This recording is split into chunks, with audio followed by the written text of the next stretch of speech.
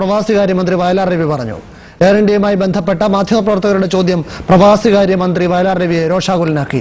Sharjah Indian അസോസിയേഷനിൽ പൊതുപരിപാടിക്ക് എത്തിയതായിരുന്നു മന്ത്രി. പ്രവാസികളെ കാര്യങ്ങൾ എന്ത് ചെയ്യണം നിങ്ങൾ പറയുന്നത് കമ്മ്യൂണിസ്റ്റ് പ്രചരിപ്പിക്കുന്ന ഒരു കാര്യമാണ്. പറഞ്ഞു മാസറ്റായിട്ട് പ്രചാരണം എനിക്കറിയാം. പറഞ്ഞു what you want me to do? I will do.